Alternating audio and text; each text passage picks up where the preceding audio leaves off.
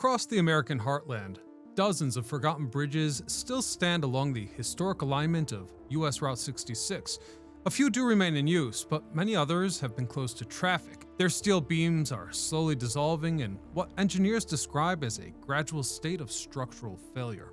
In some cases, the damage is so severe that a single hammer strike could punch straight through the metal, suggesting that for many of these bridges, collapse is no longer a question of if, rather when. So how did America's Main Street become a graveyard of crumbling bridges, and what, if anything, can be done to save them?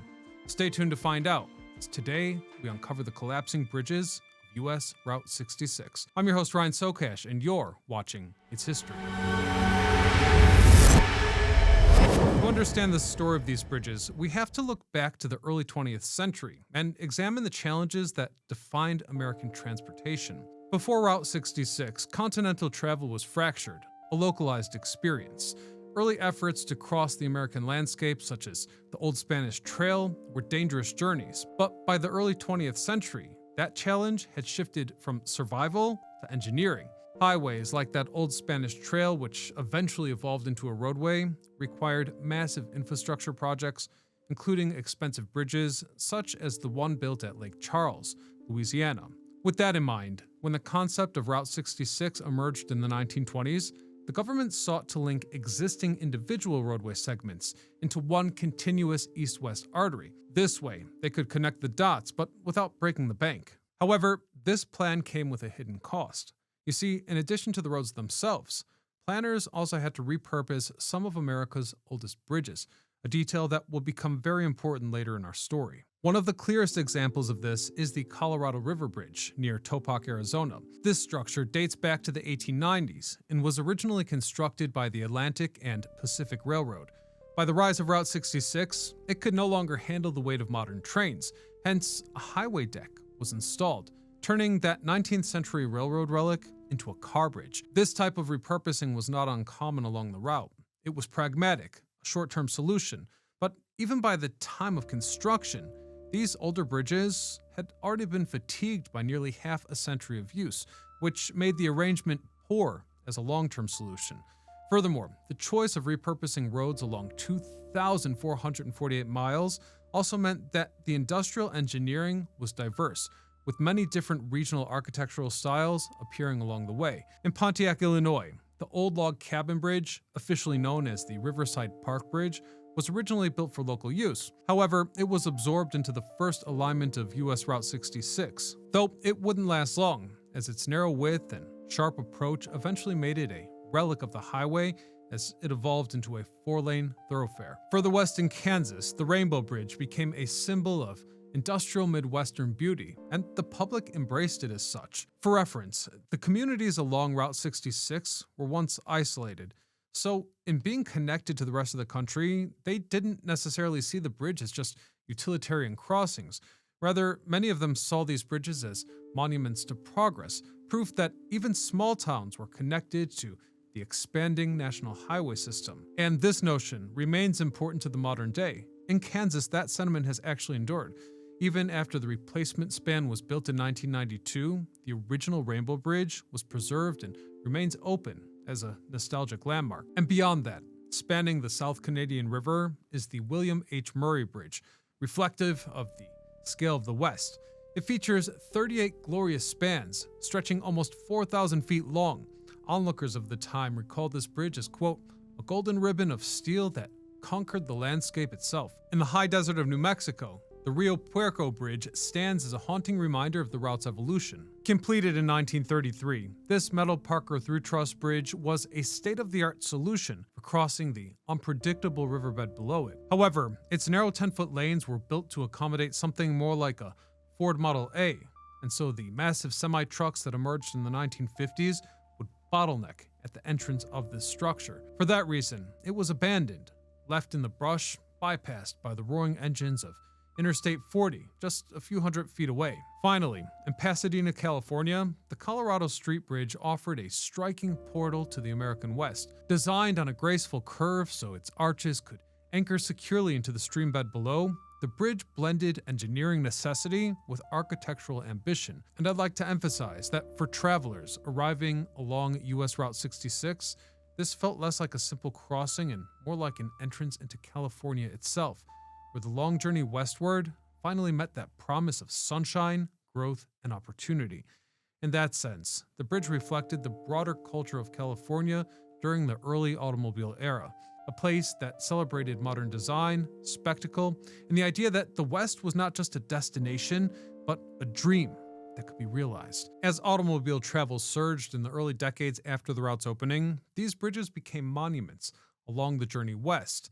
Yet, practically speaking, although many of these bridges were indeed intended to propagate civic pride, they were not really monuments at all. Which is why, even when the public grew attached to them, they were still treated as pieces of working infrastructure, structures that may carry traffic, not necessarily memory. And when the demands of modern travel changed, sentiment alone was rarely enough to save them. Route 66 was never meant to be static. It was constantly re-engineered as traffic increased, and by the mid-20th century, some of its most iconic bridges had already been phased out. Maintaining safe conditions along the highway was always a constant struggle. Some bridges had to be replaced to handle growing traffic, and by the mid-century, many still in service were actually in very poor condition. And here's my point. While these bridges may seem old from today's perspective, the reality was that by the 1950s, many of Route 66's most famous spans, especially those repurposed that we discussed earlier, had already taken on a distinctly weathered appearance. An appearance that brings us to the notion of Americana. By the post-war boom of the 1950s, Americans were increasingly drawn to nostalgia, embracing a romanticized vision of their past. This was the era when Americana took hold, a broad collection of cultural imagery, artifacts, and traditions that captured the spirit and identity of the United States. In that context, it makes perfect sense that Route 66 sat at the heart of this sentiment. It was the last chapter in a long American tradition of westward movement, from Lewis and Clark to the wagons on the tracks of the Oregon Trail and the Transcontinental Railroad. Though there was at least one very significant difference. This was the first time that the journey west became truly accessible to ordinary people. In that light, it's easier to understand why America came to see the bridges of Route 66 as something more than just infrastructure. They were physical reminders of a road that symbolized the newest stage in America's westward story. Or, as author and Route 66 historian Michael Willis once observed, the road ingrained itself into the nation's psyche. Landmarks like Wigwam Village motels and the U-Drop Inn became cultural anchors along the way. But as powerful as that mythology became, it didn't matter much to a government that was looking for progress, and that government would end this tradition with the stroke of a pen. The 1966 Federal Aid Highway Act catalyzed the downfall of Route 66. Passed in the name of national security to facilitate the rapid movement of troops and supplies, the route was bypassed in large. And just like that, older narrow spans of US Route 66 were suddenly viewed as obsolete. In their place came the new Interstate Highway System, a network of faster, wider, limited access roads designed for speed and efficiency. This network bypassed the old roads, diverting traffic away from the communities and bridges that once defined it. From that point on, maintenance funding for the original roadway began to disappear, and decades of neglect set in. The bridges, in particular, suffered from what engineers called selection loss, a slow structural decay caused by oxidation and corrosion. This decay is so advanced that one engineer remarked that in some cases, a single hammer blow would punch right through the weakened I-beams of these old icons. So, although some bridges do remain in use, many others are simply fading into disrepair. Consider the historic Trail Bridge near Topeka, Arizona. This graceful steel arch once carried Route 66 across the Colorado River, but by 1947, it was deemed too light for post-war heavy traffic loads. Well, many such bridges were scrapped. This one was saved by necessity. It was converted to carry a vital natural gas pipeline, which is why it still stands today, overlooking the very waters it once conquered in the name of automobiles. The Merrimack River Bridge in southwest St. Louis County was closed to traffic in 2009 after its steel beams and concrete piers reached a state of terminal deterioration. Likewise, the Devil's Elbow Bridge, which crosses the Big Piney River, has endured decades of flooding and structural damage, and with each occurrence, its piers have been battered, slowly weakening the century-old structure, bringing it closer and closer to its end. And its story is not unique, as that same fate hangs over the massive 1,008-foot Warren Truss Bridge, which engineers have declared beyond recovery, and it's been scheduled for demolition. Still, preservationists continue to fight for what remains. Organizations such as Great Rivers Greenway have proposed multi-million-dollar restoration efforts that would convert some of these older spans into pedestrian parkways, bike trails, and all the rest of it.